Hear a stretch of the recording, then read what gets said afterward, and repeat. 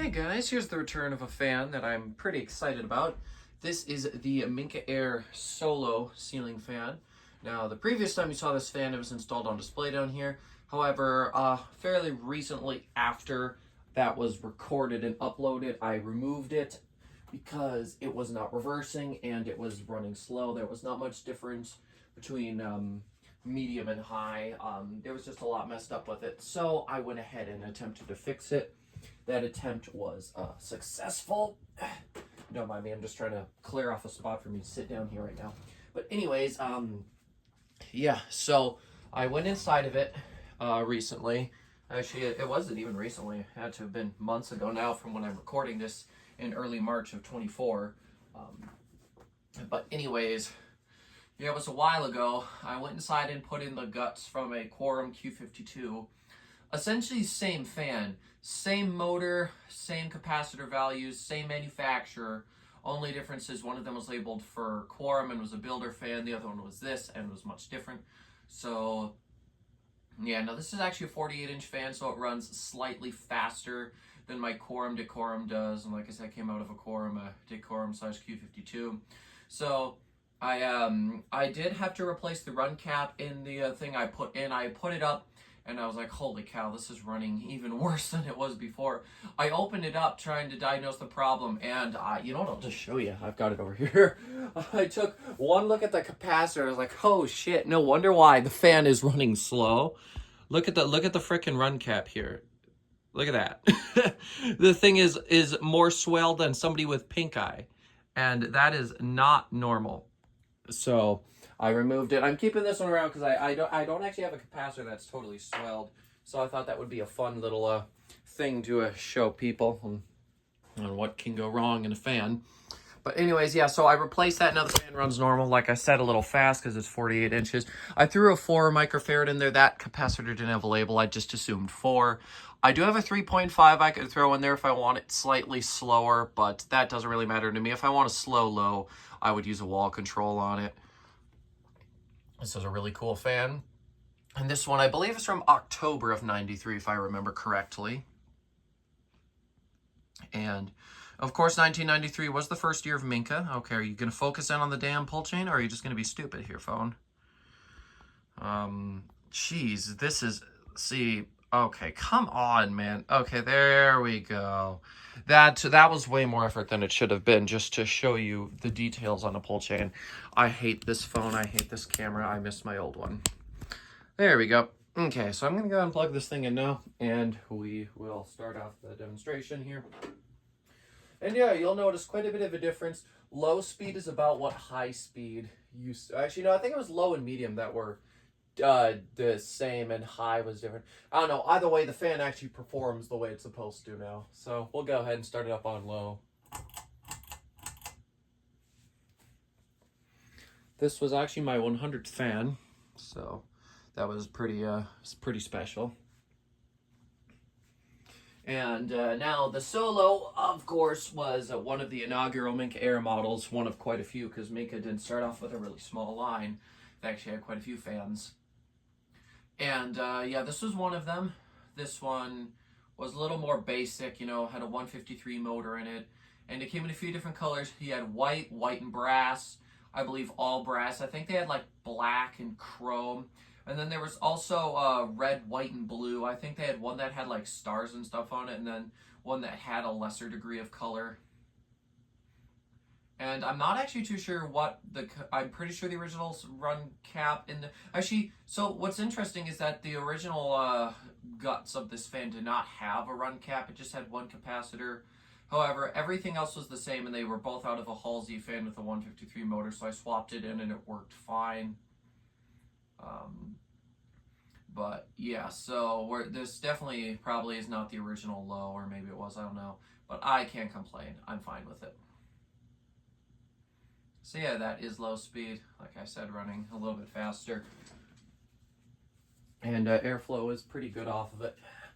Let's see, we are drawing 0.23 amps, 11.3 watts, and 0.4 the power factor. Take it to medium. And oh geez, look at all this crap on the bottom of it. Probably from sitting on, I had this sitting on top of my speakers for a sec while I was working on it. That's probably why that's like that. It's a little dirty. Those little details bug me. But I'm very happy to see this fan actually running normally now. I always did really, really love this fan, and these are pretty uncommon. Anything early Minka Aire is rather uncommon, and this is definitely one of them. And unlike some of the other earlier Minkas, this fan only lasted from about 1993 to, I want to say, 1994, 1995, before it was discontinued. So it didn't last too long, so it's even more uncommon because of that. Oh, and that pull chain fob, by the way, isn't actually original. That actually came with one of my Casablanca Four Seasons ceiling fans, believe it or not. And I just always hung on to it, and I was like, well, this is an early 90s Minka pull chain. It's perfect. So yeah, it's medium, and I can actually feel air coming from the fan now. This fan actually performs good, and it doesn't wobble much. If I didn't have the wrap on display, I would have put this one back up in the corner maybe, because I really did like it back there. However, that wrap is literally only coming down if it gets in the way of future rearrangements down here.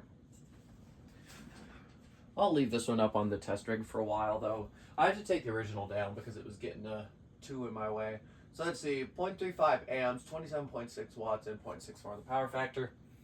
Go ahead, take it to high. And I did check to make sure that I wasn't going too far over what the fan was supposed to be at. The old cap with the terrible one that I showed you was drawing 58 watts, and this here is now drawing about 60.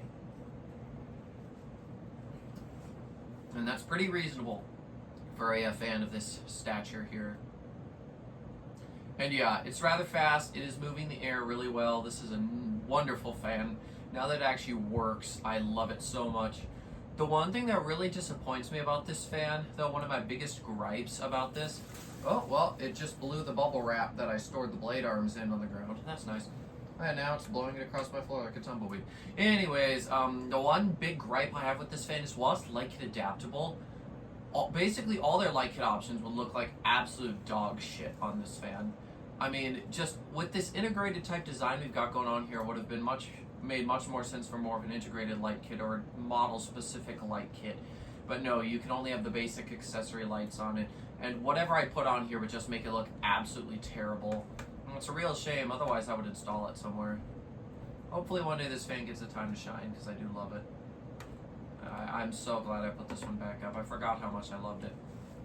Now I remember why I put this thing on display. Anyways, let's go give a close-up so you can hear any wind noise from it.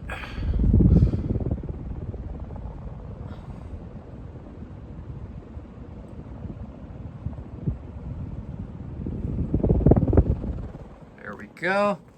And this is one fan where I actually I'm not in a rush to turn the thing off on high speed because it's actually stable and it's not having a stroke and wobbling like crazy.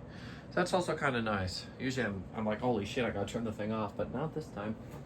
All right, let's see here. 0.49 amps, 60.2 watts, and a whole power factor. All right, shut her down. Also, the fan is relatively quiet, rather faint hum, nothing terrible. So yeah, this is a terrific fan here. I will definitely say, if you guys get the opportunity to come across anything like this, you know, if you ever come across an early Minka, I'd go for it. They don't show up often, and they're super cool. Early Minka is seriously one of my favorite things in terms of fans, especially from the 90s. They had so many amazing designs. I would love every one of them.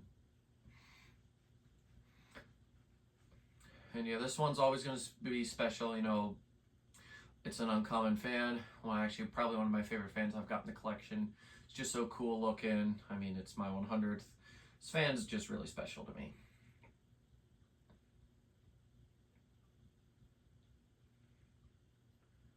Yeah, I do remember, though, when I brought that bladeless Q52 home from the trash, it was kind of like, well, what the hell is he going to do with that thing? I was even wondering what the hell I was going to do with it. But the innards out of it became very useful here because they actually made this fan work. Because like I said, the old one was running slow and it didn't reverse. And I certainly could have just swapped something out on the old thing. But I figured there were so many problems on that thing. Probably the only salvageable thing there was the pull chain. So I just decided to throw in a whole nother set of guts, basically. Because these a lot of these Halseys with the detachable switch housings, I use the Molex connectors, so I just, did a swap. It made so much more sense. I just got a wild tear on my ass one day. I was like, okay, yeah, let's try swapping this one and see if it works. Lo and behold, it did.